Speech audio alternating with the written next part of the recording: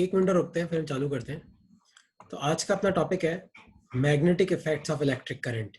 ये अपना unit number 3 है और चैप्टर नंबर 4 है ना। और ये सेम इलेक्ट्रोस्टैटिक्स और करंट इलेक्ट्रिसिटी जैसे इस चैप्टर का वेटेज बहुत ज़्यादा है ना। तो हमारे बेसिकली जिनका वेटेज ज़्यादा है वो चैप्टर्स पहले कवर हो रहे हैं वैसे भी, है ना। एक मिनट रुक जाते हैं फिर हम चालू करते हैं। तो तुम्हें आज है ना साथ साथ तुम्हें कुछ नोट्स भी लिखने पड़ेंगे, मैं डिक्टेट करूंगा और तुम्हें न्यूमेरिकल भी सॉल्व करने पड़ेंगे साथ साथ, है ना। ऐसे एक सेकंड रुक जाना, एक दो लोग और आ रहे हैं फिर मैं चालू करता हूँ क्योंकि वरना उनका इनिशियल पार्ट ही मिस हो जाएगा। ठीक है, सबसे पहले हम बात करते हैं मैग्नेटिक फील्ड की। देखो, इस चैप्टर में हम लोगों को बेसिकली दो चीज़ें कवर करनी है। जो ये वाली यूनिट है, तो एक सेकेंड, हाँ।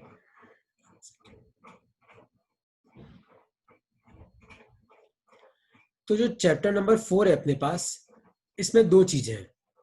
पहला तो ये कि मैग्नेटिक फील्ड की वैल्यू निकालना सीखेंगे हम, कि मैग्नेटिक फील्ड की वैल्यू कितनी है। तो पहला हम क्या सीखेंगे, मैग्नेटिक फील्ड की वैल्यू कैसे निकालते हैं, और दूसरा हम सीखेंगे फोर्स कैसे निकालते हैं। तो इस चैप्टर में हम दो चीजें पढ़ेंगे, एक तो मैग्नेटिक फील्ड की वैल्यू कैसे निकालते हैं और दूसरा मैग्नेटिक फील्ड फोर्स कितना लगाती है ना। जैसे इलेक्ट्रिक फील्ड किसी चार्ज पे कितना फोर्स लगाती है, क्यों नहीं, तो उसी तरीके से मैग्नेटिक फील्ड कितना फोर्स लगाती है। तो ये चैप्टर दो पार्ट में बटा हुआ है, मैग्नेटिक फील्ड की वैल्यू और मैग्नेटिक फील्ड का फोर्स। तो एनसीईआरटी के हिसाब से पहले अपने कोर्स में फोर्स आता है, तो पहले हम बात करेंगे फोर्स की। तो उसके लिए अपनी कॉपी में एक लाइन लिख लो कि magnetic field is produced by moving charges.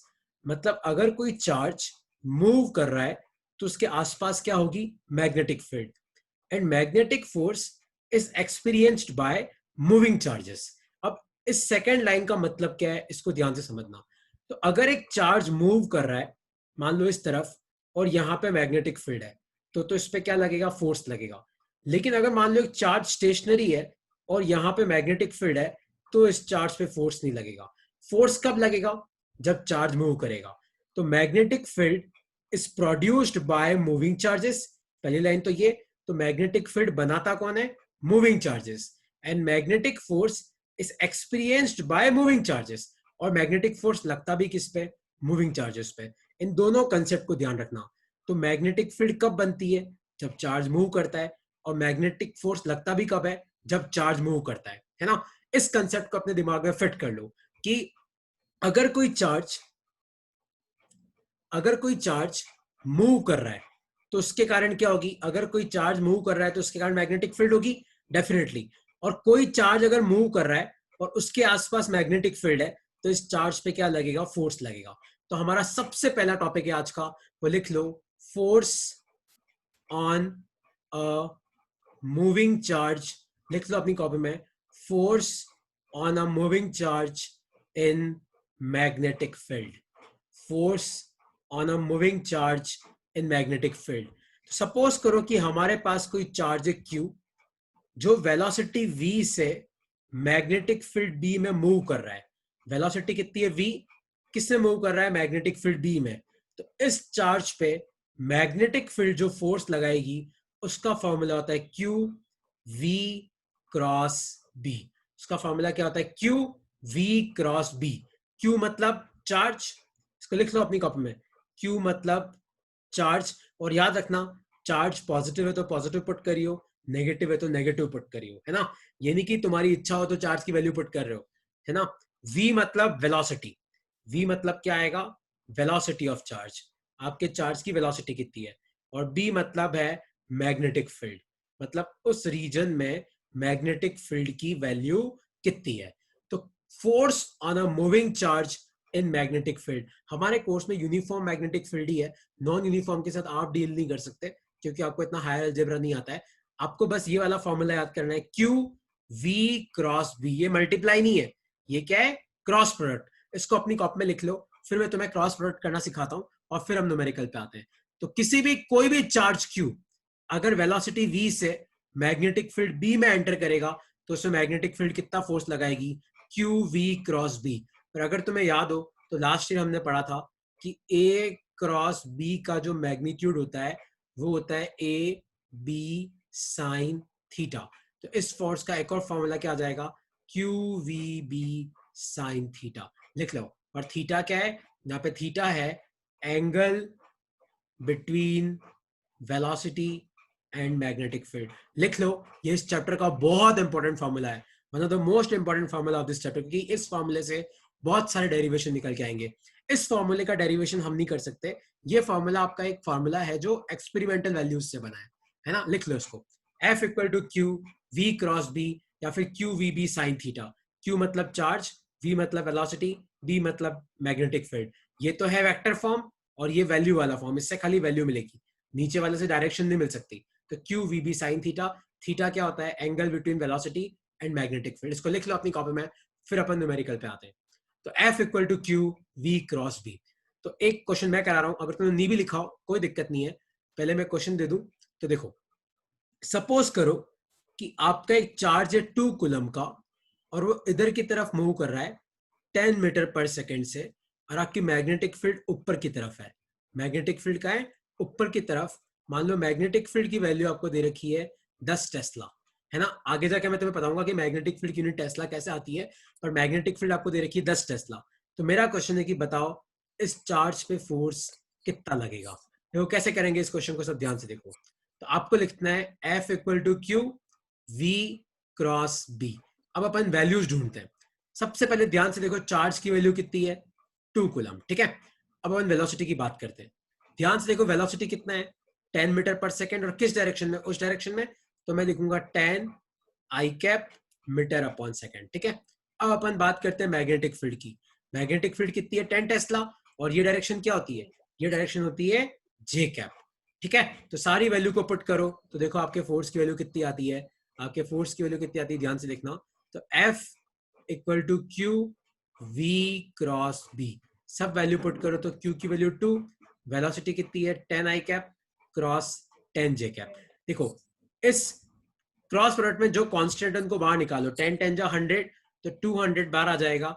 Bracket में क्या बचेगा, आई क्रॉस जे, और आई क्रॉस जे क्या होता है, के कैप। तो आपका फोर्स कितना आया, 200 के कैप न्यूटन। इसको लिख लो अपनी कॉपी में। कोई डाउट है इसमें तो पूछ लो कि मैंने ये कैसे कैलकुलेट किया। अगर तुम्हें क्रॉस प्रोडक्ट करना नहीं आता है तो मैं तुम्हें भी एक बार सिखा दूंगा। इसको लिख लो। सबसे पहले आज हमने क्या पढ़ा, आज हमने पढ़ा कि किसी भी मूविंग चार्ज पे मैग्नेटिक फील्ड में कितना फोर्स लगता है। Force on a moving charge in magnetic field. तो मैग्नेटिक फील्ड के कारण जो फोर्स लगता है वो होता है क्यू वी क्रॉस बी, या फिर Q V B sine theta.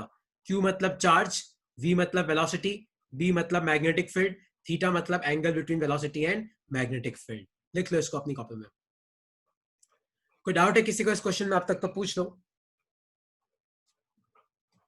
अच्छा कोई डाउट नहीं है तो पहले आप ये देख लो, आई जे के। अगर तुम क्लॉकवाइज आओगे तो जैसे आई क्रॉस जे कोई पूछे तो आई क्रॉस जे कितना हो जाएगा, के, है ना। आई क्रॉस जे के। अगर जे क्रॉस के पूछे तो जे क्रॉस के क्या हो जाएगा, आई। और कोई के क्रॉस आई पूछे तो के क्रॉस आई क्या हो जाएगा, जे। इसको याद रखना। और इसको उल्टा कर देता हूं, तो अगर मैं इसको जे क्रॉस आई कर देता हूं तो इधर क्या आ जाएगा, माइनस के। इसको मैं उल्टा कर दूं तो मान लो के क्रॉस जे, तो ये क्या हो जाएगा, माइनस आई। और नीचे नीचे वाले को उल्टा कर दूं तो आई क्रॉस के, ये क्या हो जाएगा, माइनस जे। तो लिख लो, अगर तुम्हें नहीं पता है तो इस चीज को लिख लो अपनी कॉपी में, क्योंकि इसके बिना अपन इस चैप्टर में आगे नहीं बढ़ पाएंगे, क्योंकि ये पूरा चैप्टर वेक्टर का है ना। ये पूरा चैप्टर सिर्फ वेक्टर्स ही है। इसको लिख लो, आई क्रॉस जे के, जे क्रॉस के आई, और के क्रॉस आई जे। इन तीनों को याद रख लो, तो इनका उल्टा हो जाए तो नेगेटिव लगा देना, है ना। लिख लो इसको अपनी कॉपी में एक बार, फिर मैं तुम्हें क्वेश्चन दे रहा हूं सॉल्व करने के लिए। तो क्वेश्चन है ये, आपके पास एक चार्ज है 6 कूलम का, ठीक है। और वो चार्ज ऊपर की तरफ जा रहा है इस तरफ, और उसकी वेलोसिटी है 100 मीटर पर सेकेंड, है ना। और आपकी जो मैग्नेटिक फील्ड है वो नीचे की तरफ है, मैग्नेटिक फील्ड नीचे की तरफ है, और मैग्नेटिक फील्ड की वैल्यू दे रखी है 20 टेस्ला। आपको बताना है कि आपके इस चार्ज पे कितना फोर्स लगेगा। सॉल्व करो सब लोग।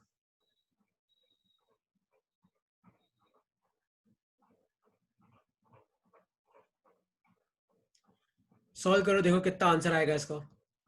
चार्ज आपको दे रखा है 6 कूलम, चार्ज ऊपर की तरफ जा रहा है, अगर तुम्हें नहीं पता हो तो ये डायरेक्शन जे कैप होती है, ये डायरेक्शन आई कैप होती है, ये डायरेक्शन माइनस आई कैप होती है, ये डायरेक्शन माइनस जे कैप होती है। इतना तो अपन 12th क्लास में तो अपने को पता होना चाहिए, है ना। तो बताओ इस पे फोर्स कितना लगेगा। सोचो, सब फोर्स का फॉर्मूला लिखो, F equal to Q V cross B. Solve करो, देखो कितना आएगा। ओके हाँ, लास्ट स्लाइड में मैं तुम्हें ये लिखवाना भूल गया था। I cross I 0, J cross J 0 और K क्रॉस K 0, ये तीनों भी लिख लेना।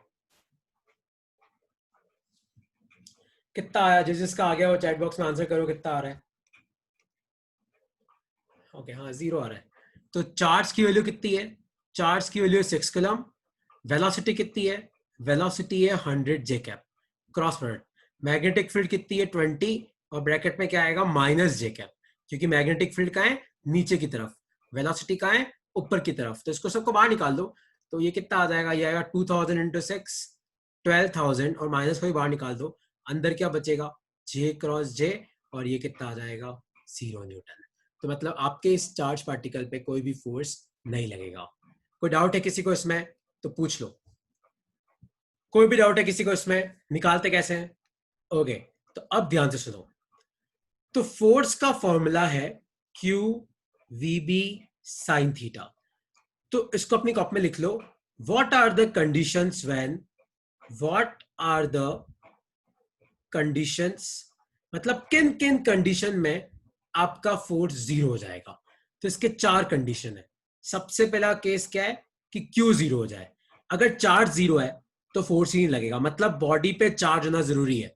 इसका मतलब न्यूट्रल बॉडी पे मैग्नेटिक फोर्स नहीं लगता। Neutral body no magnetic force. आया समझ में। तो कोई तुम्हें पूछे कि एक न्यूट्रॉन है, वो किसी मैग्नेटिक फील्ड में मूव कर रहा है, तो बताओ कितना फोर्स लगेगा। न्यूट्रॉन है, न्यूट्रॉन मतलब क्या होता है न्यूट्रल, तो फोर्स क्या हो जाएगा 0। दूसरा कंडीशन वेलोसिटी 0।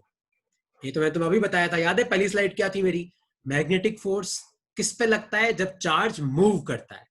तीसरी कंडीशन क्या है, मान लो मैग्नेटिक फील्ड ही 0 हो जाए। अरे मैग्नेटिक फील्ड ही 0 है तो फोर्स लगाएगा कौन। और चौथा और सबसे इंपॉर्टेंट केस है साइन थीटा 0 हो जाए। और साइन थीटा 0 कब होता है, इसके 2 केस है, या तो थीटा 0 डिग्री हो जाए या थीटा 180 डिग्री हो जाए।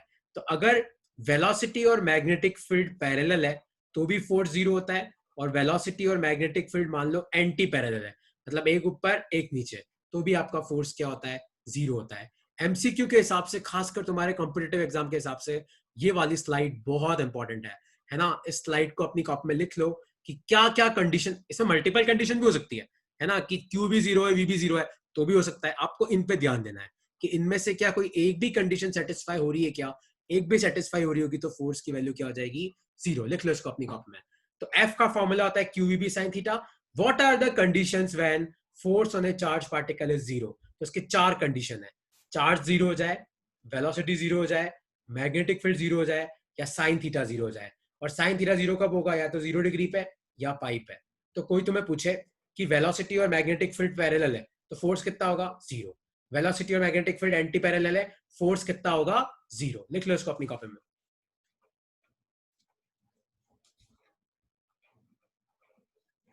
कोई डाउट तो नहीं किसी को, तो अब मैं नेक्स्ट स्लाइड पे आ रहा हूं, ठीक है। अब when will be the force maximum, तो आपको बताना है कि ये फोर्स मैक्सिमम कब होगा। तो फोर्स की वैल्यू है Q V B sine theta. देखो ध्यान से देखो, मैक्सिमम की बात कर रहे तो मैं खाली एंगल की बात कर रहा हूं, तो ध्यान से देखना। अगर खाली फोर्स की वैल्यू के बारे में पूछा जाए तो फोर्स मैक्सिमम कब होगा, जब साइन थीटा मैक्सिमम होगा। तो फोर्स मैक्सिमम 2 केस में होगा, या तो थीटा 90 डिग्री हो जाए मतलब π/2, या थीटा कितना हो जाए 270 डिग्री। इन दोनों केस में आपकी वेलोसिटी और मैग्नेटिक फील्ड क्या हो जाएंगे परपेंडिकुलर। तो कोई तुम्हें पूछे कि फोर्स मैक्सिमम कब होगा, तो force maximum when v and b are perpendicular. So force maximum when v is perpendicular to b। लिख लो इसको अपनी कॉपी में, है ना। तो हमारे पास 4 कंडीशन तो फोर्स 0 की आई, कौन सी, q0 v0 b0 sine theta 0। Sine theta 0 दो एंगल पे होता है, 0 डिग्री पे और 180 डिग्री पे। फोर्स मैक्सिमम की क्या कंडीशन है कि वेलोसिटी और मैग्नेटिक फील्ड परपेंडिकुलर हो जाए। देख लो इसको अपनी कॉपी में। कोई डाउट है अब तक तो पूछ लो। खाली हमने अब तक आज ये फॉर्मूला पढ़ा है F equal to Q V B sine theta. कोई भी डाउट है किसी को अब तक? चाहे कोई डाउट नहीं है तो अब तुम ये वाला क्वेश्चन करके बताओ। तो मैं तुम्हें 3 केस दे रहा हूं, आपको बताना है कि किस केस में आपके फोर्स की वैल्यू मैक्सिमम होगी, है ना। तो पहला केस है कि आपकी वेलोसिटी इधर है, सब केस में आपको चार्ज क्यू लेना है, सब केस में चार्ज क्या लेना है आपको, क्यू लेना है ना। आपकी मान लो वेलोसिटी इधर की तरफ है, आपकी मैग्नेटिक फील्ड जो है वो ऊपर की तरफ है, ठीक है। दूसरे केस में आपकी वेलोसिटी है 2v, आपकी मैग्नेटिक फील्ड ऊपर की तरफ है 2b, और तीसरे केस में आपकी वेलोसिटी इधर की तरफ है v/2, आपकी मैग्नेटिक फील्ड इधर की तरफ है 4b, और आपका एंगल दे रखा है आपको π/6 मतलब 30 डिग्री, है ना। तो पहला केस में वेलोसिटी v दोनों परपेंडिकुलर है, दूसरे केस में दोनों परपेंडिकुलर है, तीसरे केस में दोनों के बीच में एंगल π/6 है, लेकिन वेलोसिटी v/2 है और फोर्स आप मैग्नेटिक फील्ड 4b है। इसमें मैग्नेटिक फील्ड 2b है, वेलोसिटी 2v है, सब में चार्ज की वैल्यू q। मान लो इसमें फोर्स F1 है, इसमें फोर्स F2 है, इसमें फोर्स F3 है। आपको बताना है कि इन तीनों में से मैक्सिमम कौन सा है। सॉल्व करो।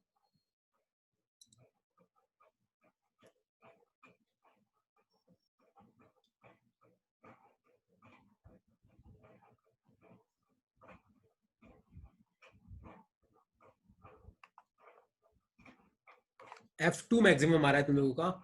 सब लोग सॉल्व करो यार, सब बैठे मत रहो। सॉल्व करोगे तो ये टॉपिक आज ही खत्म हो जाएगा, नहीं करोगे तो कोई मतलब ही नहीं है। F1 कितना सर है? F2 QVB साइन, QVB ठीक है। तो पहले केस में तो QVB और साइन 90 कितना होता है 1। अब F2 निकालते हैं। Q velocity 2v, magnetic field 2v, तो ये आ गया 4QVB। और तीसरे केस में QVB साइन थीटा, चार्ज तो मैंने बोला Q ही लेना है, वेलोसिटी v/2, मैग्नेटिक फील्ड कितनी 4b, और साइन 60 की साइन 30 कितना आता है हाफ, तो 2 2 4 गया, तो ये कितना आया QVB।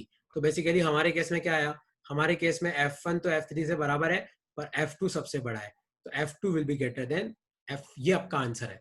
अगर MCQ आया तो ये आपका आंसर है। किसी को कोई डाउट है इस क्वेश्चन में? अब तक किसी को कोई डाउट है तो क्लियर कर लो, नहीं तो मैं आगे बढ़ता हूं। तो ये है अपने पास, क्या है ये चीज, ये है अपने पास force on a moving charge in magnetic field, ठीक है। अब एक सेकेंड हैंग कर गया। तो अगली वाली स्लाइड अब ध्यान से देखना। तुम्हें पता है ये चीज कि अगर आप दो वेक्टर का क्रॉस प्रोडक्ट करते हो तो जो तीसरा वेक्टर बनता है ना वो इन दोनों के परपेंडिकुलर होता है। कैसे? याद है I क्रॉस J क्या था? K। और K किसके परपेंडिकुलर होता है? I के परपेंडिकुलर होता है कि नहीं होता है? K किसके परपेंडिकुलर होता है? J के परपेंडिकुलर। तो F equal to Q V cross B है, तो ये इंप्लाई करता है कि F जो है वो V के भी परपेंडिकुलर होगा और F जो है वो B के भी परपेंडिकुलर होगा, है ना। इसको लिख लो अपनी कॉपी में इस चीज को। और F और V परपेंडिकुलर है और दो वेक्टर परपेंडिकुलर होते तो उनका डॉट प्रोडक्ट क्या होता है? तो F डॉट V कितना हो जाएगा 0 और F डॉट B भी कितना हो जाएगा 0। लिख लो इसको अपनी कॉपी में, है ना। दो वेक्टर का अगर तुम क्रॉस प्रोडक्ट करते हो, जो तीसरा वेक्टर बनता है ना, जैसे A और B का मैंने क्रॉस प्रोडक्ट किया और C बना, तो ये C A के भी परपेंडिकुलर होगा, C B के भी परपेंडिकुलर होगा। जिनके पास बायो है वो इस चीज को याद कर लूंगा मैथ से, उनके तो इस साल वैसे भी आने वाला है सब कुछ। तो F equal to Q V cross B, तो V और B का क्रॉस प्रोडक्ट आया तो फोर्स आया ना, तो F जो है V के भी परपेंडिकुलर होगा, F जो है वो B के भी परपेंडिकुलर होगा। तो इसको लिख लो अपनी कॉपी में इस चीज को। ये चीज तुम्हें याद होनी चाहिए, है ना, कि मैग्नेटिक फील्ड में अगर कोई चार्ज Q वेलोसिटी V से मैग्नेटिक फील्ड B में घूम रहा है तो उस पर जो फोर्स लगेगा ना वो वेलोसिटी के भी परपेंडिकुलर होगा और वो फोर्स मैग्नेटिक फील्ड के भी परपेंडिकुलर होगा। तो F डॉट V भी 0 होगा और F डॉट B भी 0 होगा, है ना। इस कंसेप्ट को तुम्हें याद रखना है, ठीक है। नेक्स्ट स्लाइड पे मूव करूं मैं। कोई डाउट है अब तक तो पूछ लो, नहीं तो मैं नेक्स्ट स्लाइड पे आ रहा हूं। ओके, नेक्स्ट अपना टॉपिक है वो है SI unit of magnetic field. SI unit of magnetic field, याद है फोर्स का फॉर्मूला क्या था? Q V B sine theta, है ना? तो फोर्स की ऐसा यूनिट क्या होती है? न्यूटन। चार्ज की क्या होती है? कूलम। वेलोसिटी की क्या होती है? Metre upon second. Magnetic field की ऐसा यूनिट मुझे निकालनी है, और साइन थीटा की कोई यूनिट नहीं होती है, 1। ठीक है, तो मैग्नेटिक फील्ड की ऐसा यूनिट कितनी आई? ध्यान से देखो, सेकंड को ऊपर भेजो तो न्यूटन सेकंड हो जाएगा, कूलम मीटर को नीचे लेके आओ तो newton second upon coulomb metre, और इस पूरे की जगह हम लिखते हैं टेस्ला। मिस्टर निकोला टेस्ला को श्रद्धांजलि देने के लिए हमने ये यूनिट निकाली है। तो टेस्ला, टेस्ला को सिर्फ क्या लिखते हैं? हम टी लिखते हैं। लिख लो इसको अपनी कॉपी में। तो कई बार ऐसा क्वेश्चन आता है कि खाली टेस्ला बताओ किसके इक्विवेलेंट है। तो पहला ऑप्शन मान लो आपको दे दिया newton second upon coulomb metre, दूसरा ऑप्शन दे दिया newton metre upon coulomb second, तीसरा ऑप्शन आपको दे दिया न्यूटन मीटर अपॉन कूलम, और चौथा दे दिया नन ऑफ द अबव। तो आपको किस पर टिक करना है? आपको अब तो दिख ही रहा है सामने किस पर टिक करना है। एनीवेज, ये इसका आपका करेक्ट आंसर है। इसको लिख लो अपनी कॉपी में। ऐसा यूनिट ऑफ मैग्नेटिक फील्ड, और ऐसा यूनिट ऑफ मैग्नेटिक फील्ड होती कितनी है? टेस्ला। लिख लो इसको अपनी कॉपी में।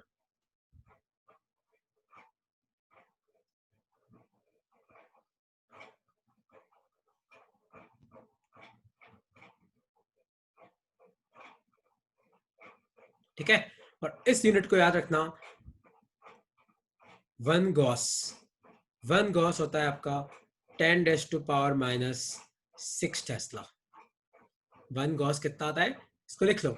ये ना 1 G भी तुम्हें ऐसे G दिखेगा कई बार, तो लेकिन अपने को तो किस में लेना है? MKS में। अपन इंडिया में रहते हैं, अपने यहाँ सब कुछ मीटर किलोग्राम सेकंड में चलता है।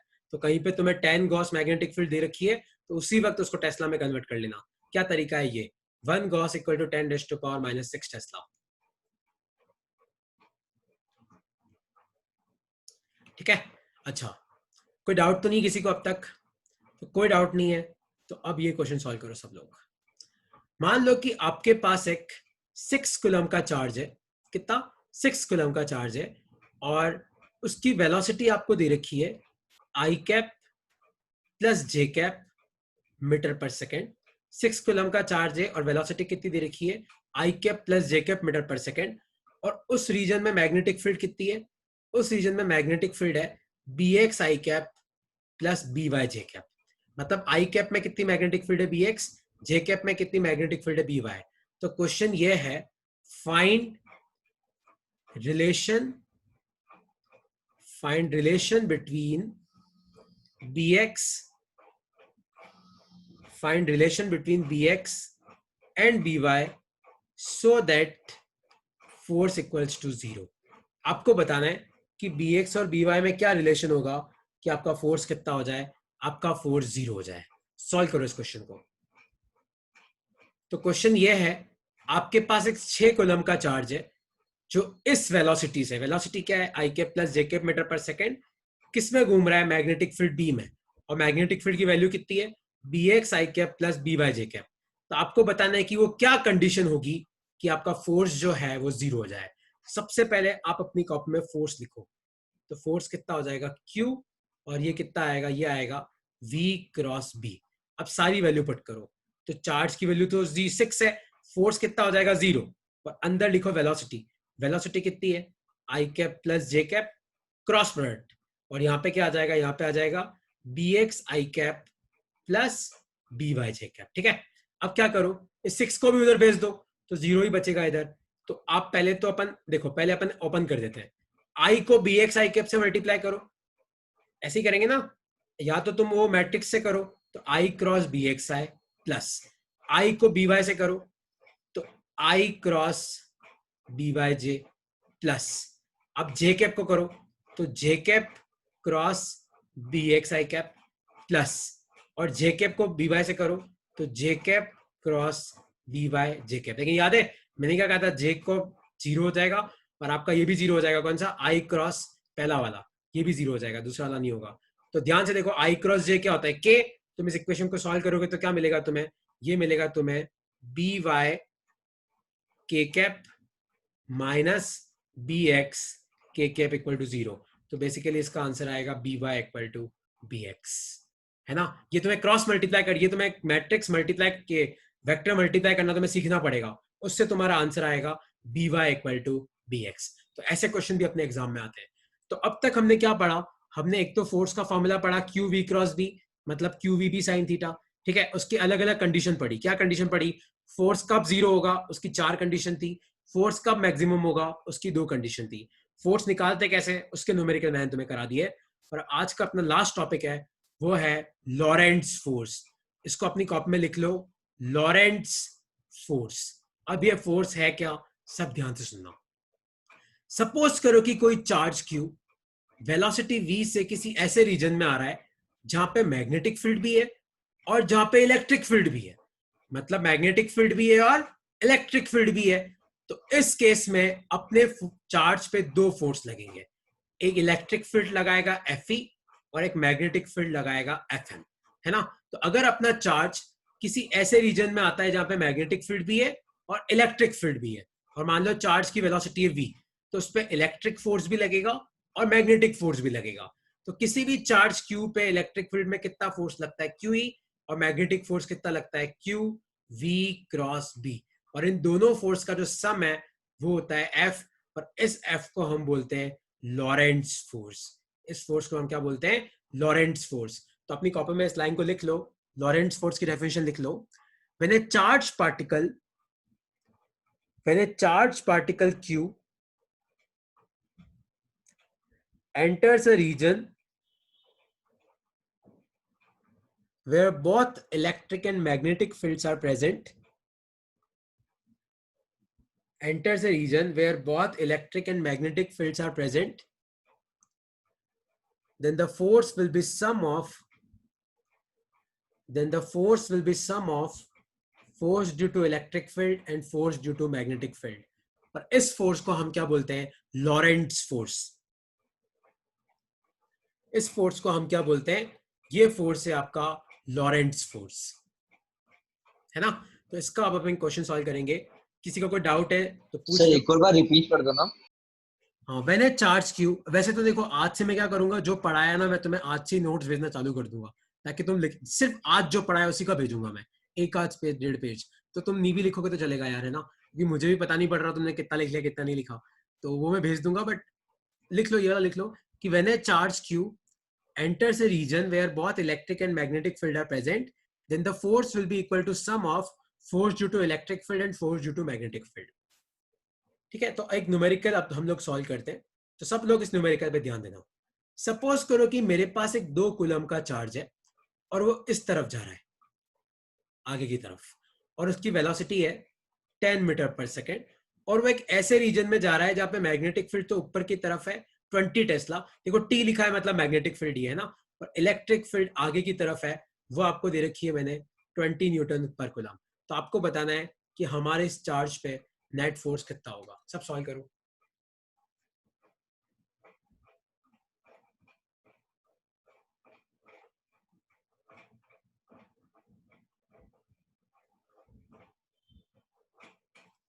सब लोग सॉल्व करो, कितना आंसर आएगा इसका।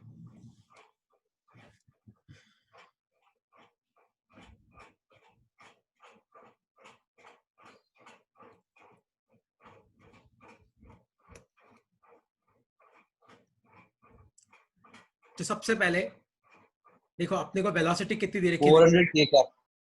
चार्ज कितना दे रखा है 2 कूलम, इलेक्ट्रिक फील्ड आपको दे रखी है 20 आई कैप, मैग्नेटिक फील्ड आपको दे रखी है 20 जे कैप,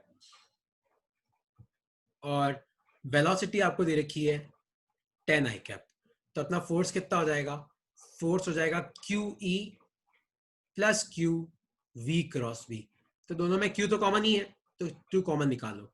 इलेक्ट्रिक फील्ड कितनी है 20 आई कैप, और V क्रॉस V करोगे तो देखो कितना आएगा 10 आई कैप क्रॉस 20 जे कैप। तो ये कितना आ रहा है, देखो ये आ रहा है आपका 2 तो कॉमन आ गया, तो 20 आई कैप और V क्रॉस B है ना, तो 20 इंटू 10 कितना हो जाएगा 200। और I क्रॉस J क्या होता है K।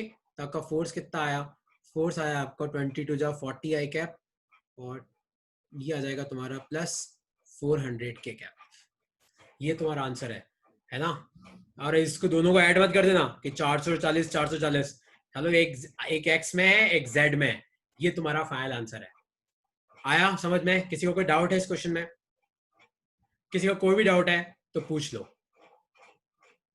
तो इसको बोलते हैं हम लॉरेंट्ज फोर्स। ये कौन सा फोर्स है? लॉरेंट्ज फोर्स।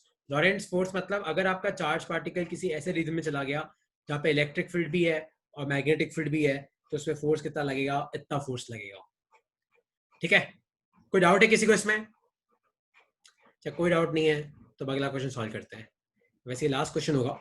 तो क्वेश्चन है ये, हमारे पास एक चार्ज है 10 कूलम का, वो इस तरीके से किसी रीजन में जा रहा है 20 मीटर पर सेकेंड से, और जहां पे आपको जो इलेक्ट्रिक फील्ड है वो इलेक्ट्रिक फील्ड आपको दे रखी है ऊपर की तरफ, और वो इलेक्ट्रिक फील्ड है 10 न्यूटन पर कूलम। ठीक है, तो आपको बताना है, क्वेश्चन ये है, फाइंड बी सच दैट, आपको मैग्नेटिक फील्ड निकालनी सच दैट जो चार्ज है उस पर फोर्स कितना लगे? 0। सॉल्व करो। Find B such that force will be equal to 0। बहुत अच्छा क्वेश्चन है, बहुत ट्रिकी क्वेश्चन है, सॉल्व करो सब इसको, सॉल्व करो इसको। आपको चार्ज दे रखा है, आपको वेलोसिटी दे रखी है, आपको इलेक्ट्रिक फील्ड दे रखी है, आपने मैग्नेटिक फील्ड निकालनी है, लेकिन कब? जब आपका फोर्स कितना होना चाहिए? 0। सॉल्व करो इसको, फिर मैं इसको सॉल्व कराऊंगा तुम्हें।